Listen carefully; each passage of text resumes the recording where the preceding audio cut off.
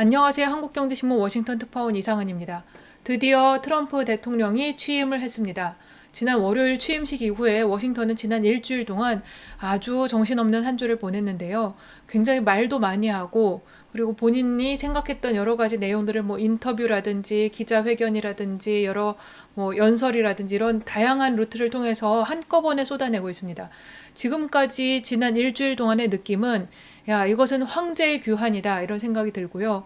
지난 일기 때에도 물론 트럼프 대통령은 다소 그런 부분이 있었죠. 스트롱맨다운 그런 부분이 있었는데 이번에는 더욱더 그런 부분이 강해졌습니다. 그리고 그런 부분들을 감출 생각이 없고 그리고 지금까지 유세 기간 동안에 했던 여러 가지 공약들이 결코 엄포나 협상용 발언이 아니었다는 것을 확실하게 보여주고 있습니다.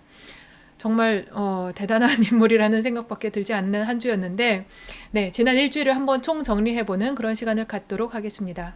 취임 당일날 가장 중요했던 순간을 꼽는다면 저는 왼쪽에 있는 사진을 꼽을 것 같습니다. 지금 왼쪽에 보시는 사진은 이 트럼프 대통령이 세 번째 취임 연설을 했던 캐피털 원 아레나에서 다들 모든 관중이 보는 앞에서 행정명령에 서명하는 모습을 보여주는 것입니다.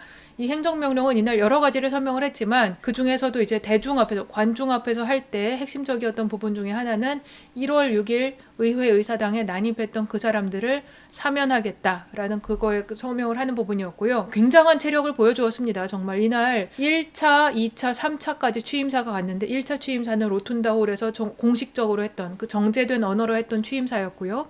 두 번째로는 그 아래에 노예 해방의 홀이라는 곳이 있습니다. 그 의회 의사당 아래 평소에는 이제 관광객들이 와서 비지터 센터로 쓰는 곳인데 거기에서 지지자들을 향해서 다소 즉흥적인 연설을 했고 이때 2020년 선거는 조작되었다는 자신의 주장을 내놓으면서 좀 약간 당파적인 발언들이죠. 이제 좀 통합의 발언보다는 다소 당파적인 발언들을 그때 그 순간에 쏟아내었고 3차 취임사는 여기 세 번째 피털 아레나 원으로 옮겨서 또 대중 앞에서 이제 자신의 의견을 밝히면서 이제 다른 사람들 누구 단상에 올려서 소개도 하고 그러면서 이 행정명령에 서명을 했습니다. 이것만 해도 사실 보통 사람으로서는 소화하기가 힘든 대단한 일정인데 여기에 이제 4차가 또 있었습니다. 4차는 백악관에 들어가서 행정명령을 46개를 서명을 했는데요. 앞에 서명한 것까지 포함해서 다 46개라는 건데 이제 행정명령 외에 사실은 이제 그 외에 여러 가지 대통령 서명하는 문서들을 포함하는 것입니다. 어쨌든 이 46개 서명하면서 동시에 거기 책상에서 이제 기자들의 질문을 받으면서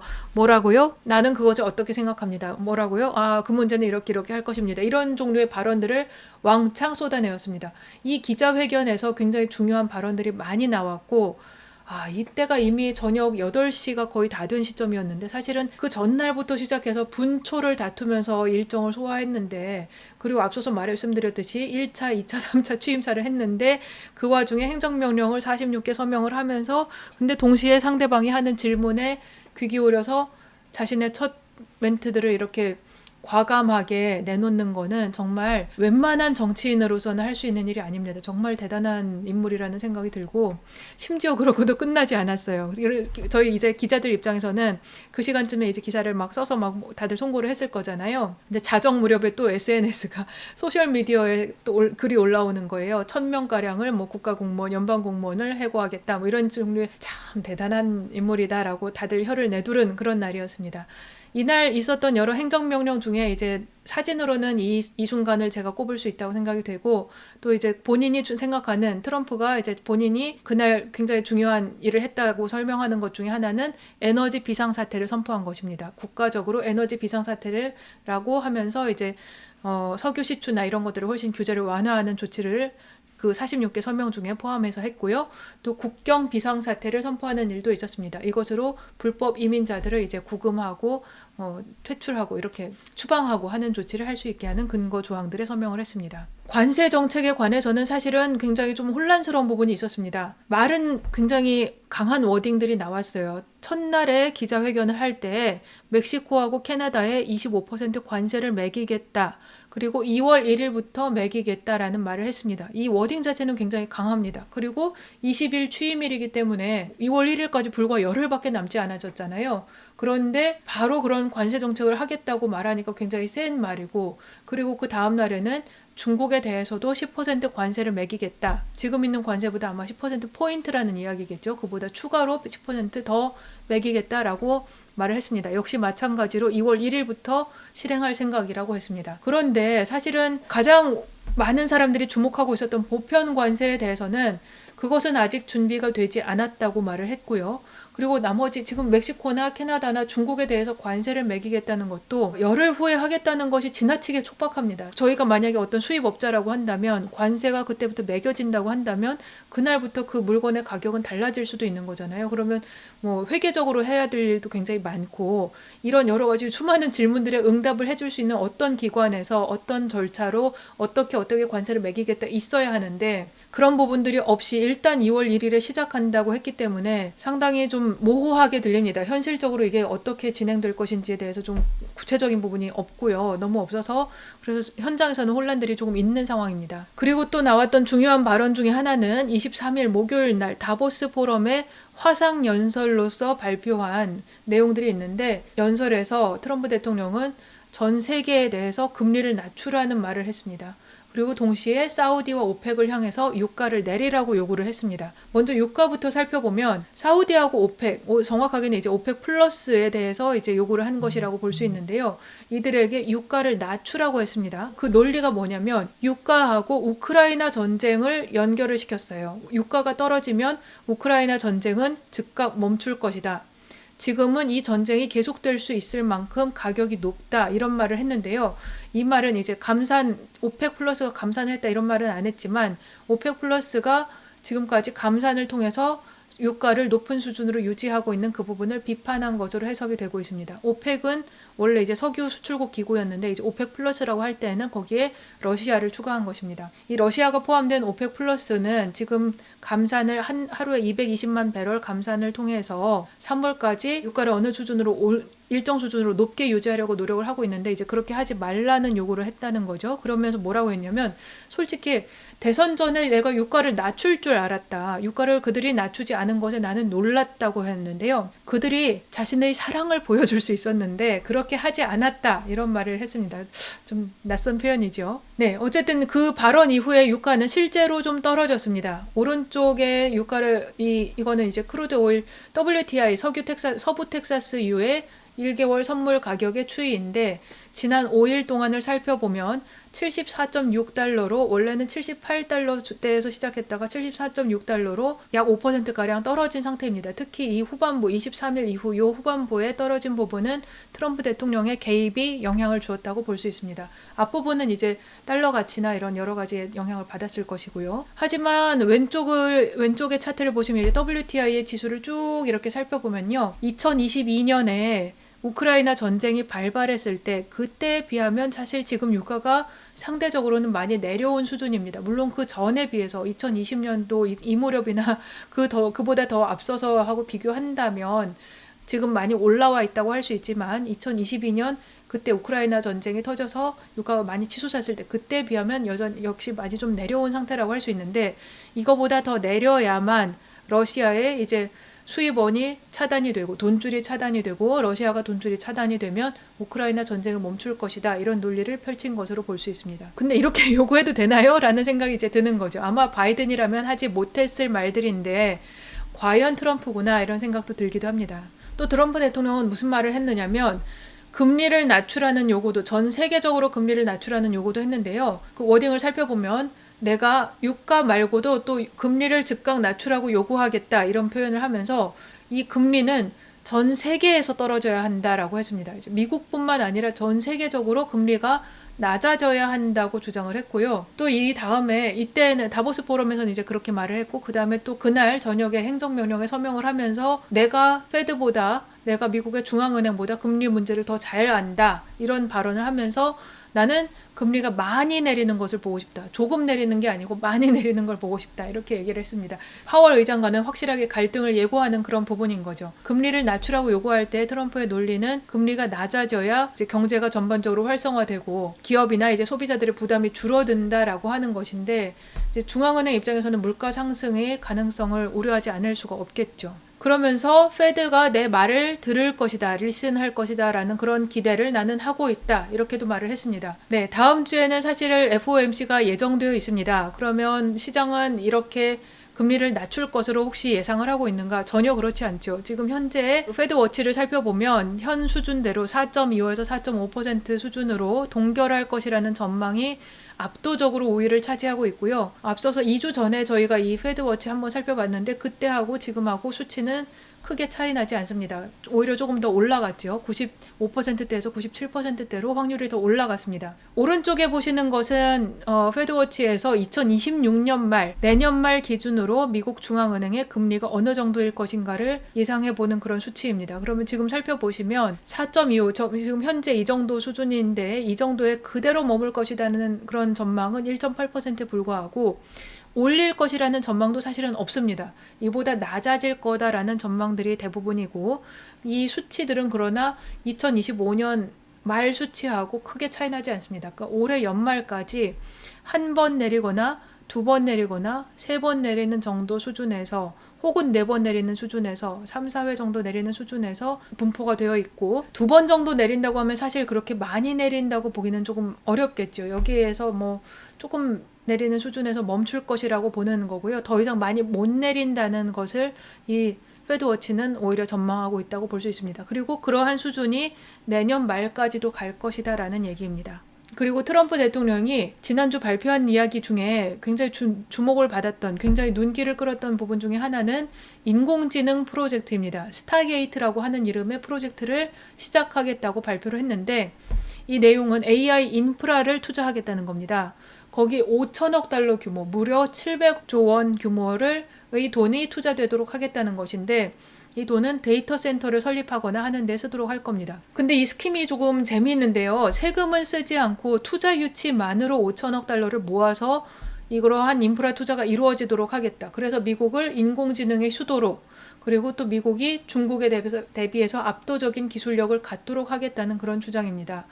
뒤에 보시는 인물들은 가운데 있는 사람은 이제 소프트뱅크의 손정희 회장이고 오른쪽에는 오픈 AI의 샘 올트먼이고 왼쪽에는 이 오라클의 CEO입니다. 오라클 CEO 앨리슨이고요. 사실 저는 이 프로젝트 굉장히 관심 있게 지켜봐야 된다고 생각을 합니다. 왜냐하면 지금 현재 AI 분야에서는 굉장히 빠른 속도의 진전이 어떤 티핑 포인트가 다가오고 있고 특히 그 티핑 포인트 중에 하나는 AGI라고 하는 일반 인공지능인데 올트먼은 일반 인공지능이 트럼프 정부 내에 실현될 것이라고 평소에 말을 해왔던 인물입니다. 트럼프 정부 내라는 것은 이제 트럼프가 있기 때문이라는 뜻일 수도 있지만 그보다는 이제 시기적으로 앞으로 트럼프 임기가 끝나기 전인 4년 내에 AGI가 나올 것이다라는 이야기입니다.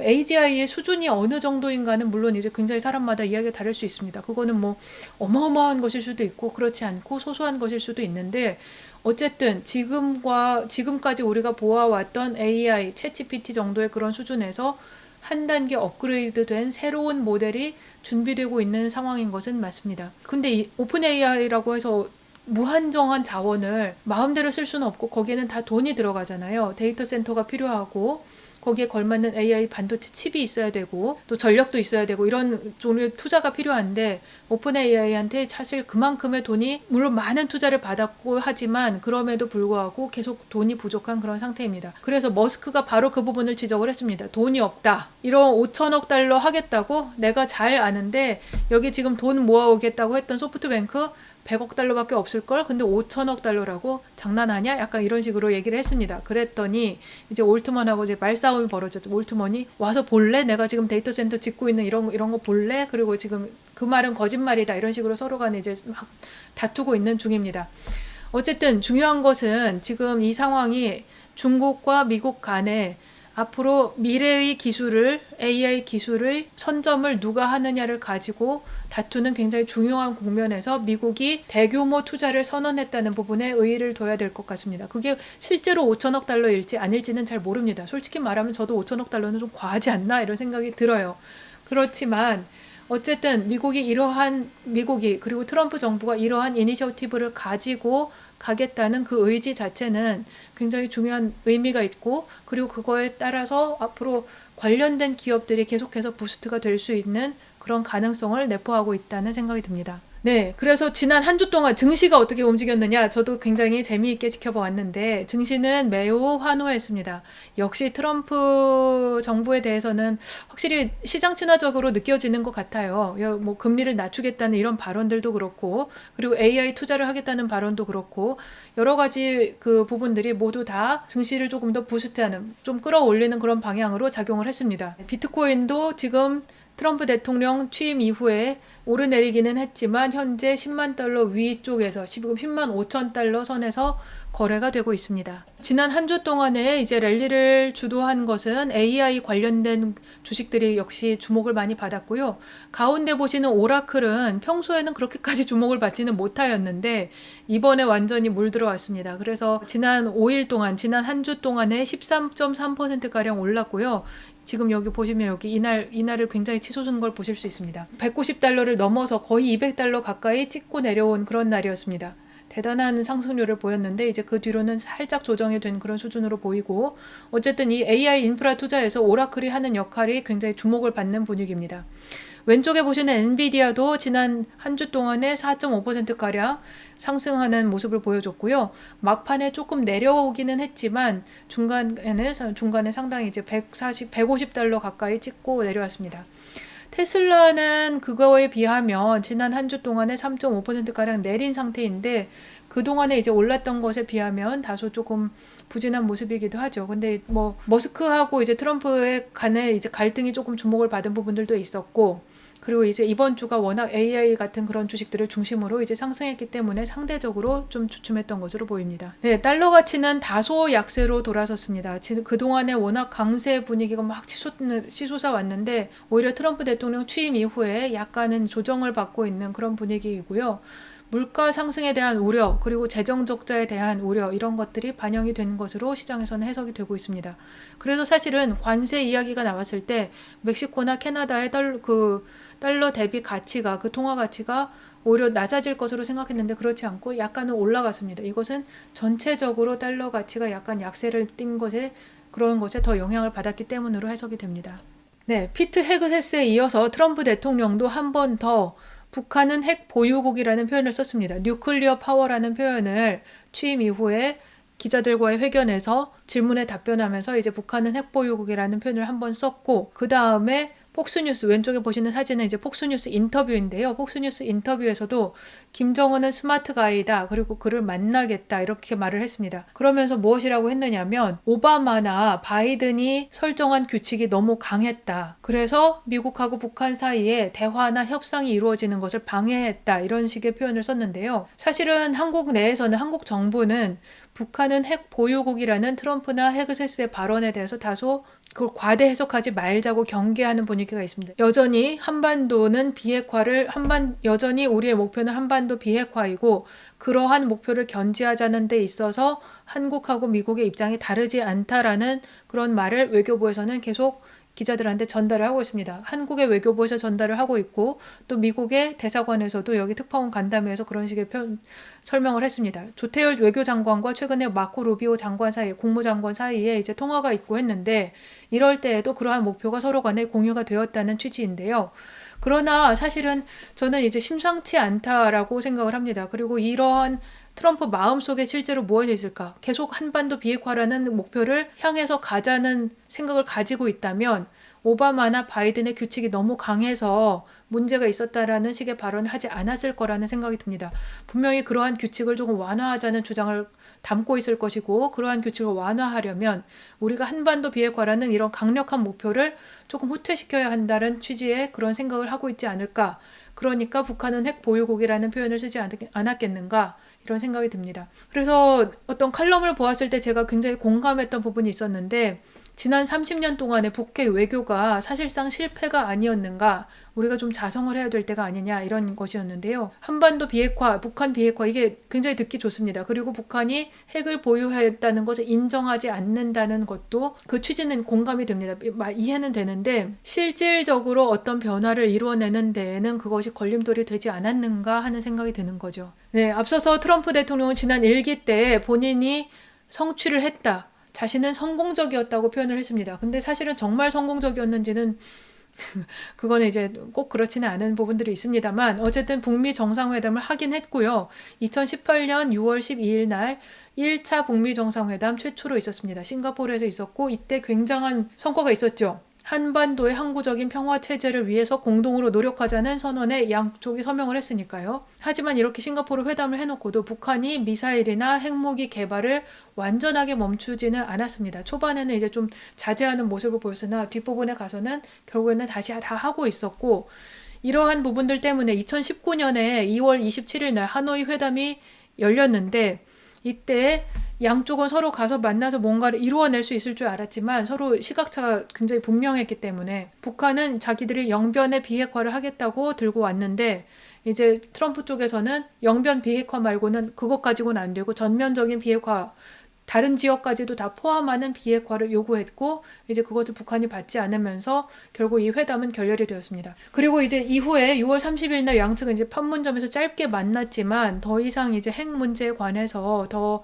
진전을 보지는 못한 채로 트럼프 정부가 끝났고, 이후에 바이든 정부는 이제 한국과 함께 계속 북한을 약간 압박하면서 대화를 요구하지 않거나 대화할 의지가 없다고 했던 것은 아닙니다. 하지만 이제 한국이나 미국이 주장해왔던 그런 수준이 상당히 높았기 때문에 이제 북한 쪽에서는 거기에 완전히 응하지 않는 상태였고, 그리고 서로 간에 이제 평행선을 달려온 거죠.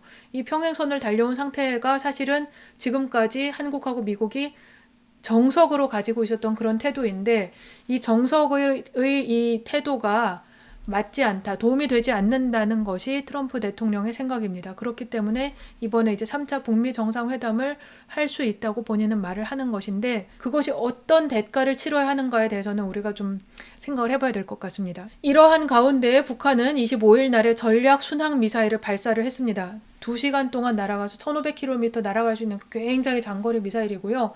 그러면서 북한의 전쟁 억제 수단이 완비되고 있다 이런 표현을 했는데, 전쟁 억제라고요. 그러면서 한미 연합훈련을 비난하면서 트럼프의 러브콜에 대해서 이제 거리 두기를 하는 그런 모습을 보여주었습니다. 그리고 앞서서 지난 1월 초에는 38 노스에서 발표한 내용인데, 북한의 영변 핵시설을 지금 재단장을 하고 있고 핵심 원자로도 재가동을 하고 있다고 합니다. 그러니까 이 북한 입장에서는 지금 핵을 자기 스스로 포기하는 그런 순간은 온다고 생각하기 힘들겠죠. 어떤 큰 변화 없이 그냥 스스로 핵을 포기하진 않고 최대한 핵 능력을 키워서 그것을 어떤 거래 수단으로 삼으려고 하는데, 이 거래를 한다는 것이 가지고 있는 의미가 한국에는 사실은 꼭 좋을 것인가, 한국에 가지고 있는 의미는 조금 지켜봐야 될 것 같습니다. 트럼프 대통령은 북한에 대해서 이러한 접근법을 취하고 있으면서 또 유럽 쪽에 대해서는 다소 강공을 보여주고 있는데, 그린란드가 핵심이 될 것으로 예상이 됩니다. 북한에 대해서 상당히 유화책을 보여주고 있지만 트럼프 대통령은 지금 그린란드 문제에 관해서는 굉장히